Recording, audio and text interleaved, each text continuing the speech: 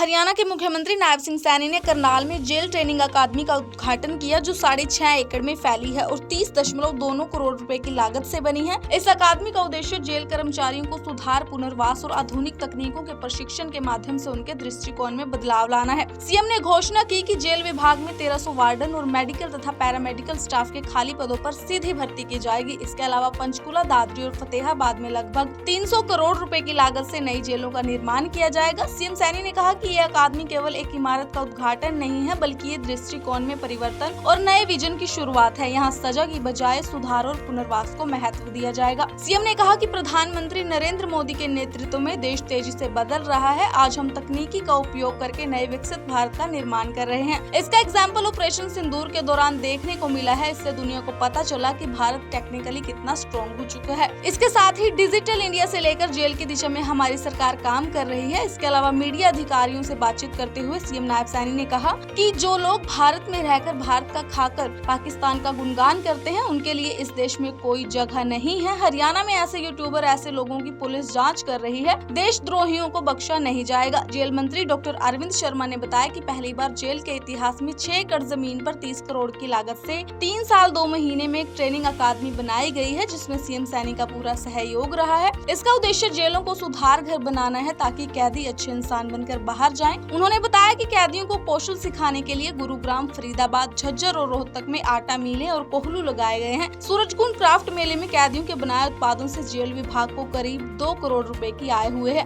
जेलों में आधुनिक सुविधाएं दी जा रही है और अपराध रोकने के लिए सख्ती से काम किया जा रहा है। इसके लिए 10 करोड़ रुपए की लागत से जैमर, बॉडी स्कैनर जैसी नई तकनीक का उपयोग किया जा रहा है।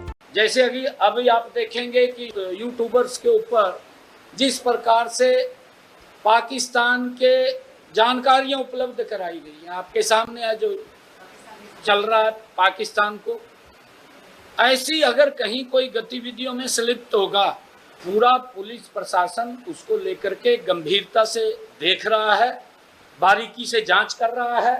कल मैंने बैठक में यही आदेश दिए थे कि ऐसा कोई भी व्यक्ति जो इस देश में तो बैठा है, इस देश का खा रहा है और वो गुणगान पाकिस्तान का करता है, कि उनकी जांच करें, वो कौन कौन लोग हैं, उनको देखें। ऐसे लोगों को कोई बख्शने का सवाल ही नहीं है।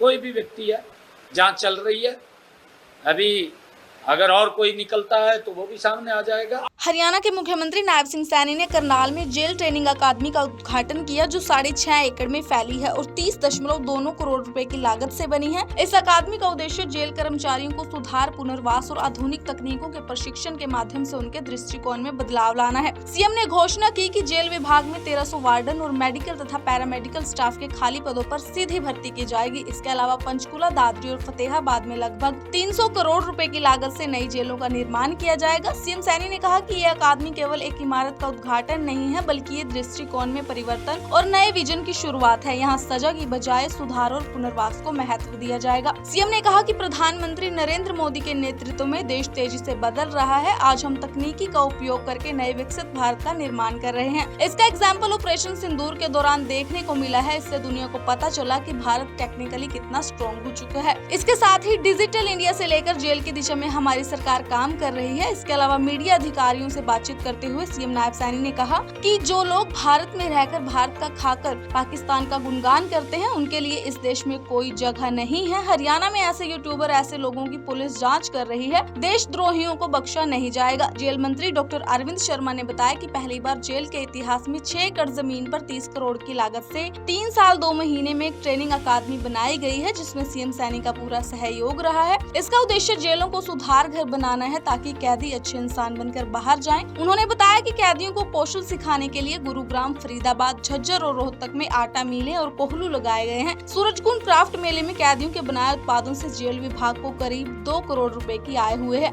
जेलों में आधुनिक सुविधाएं दी जा रही है और अपराध रोकने के लिए सख्ती से काम किया जा रहा है। इसके लिए 10 करोड़ रुपए की लागत से जैमर, बॉडी स्कैनर जैसी नई तकनीक का उपयोग किया जा रहा है।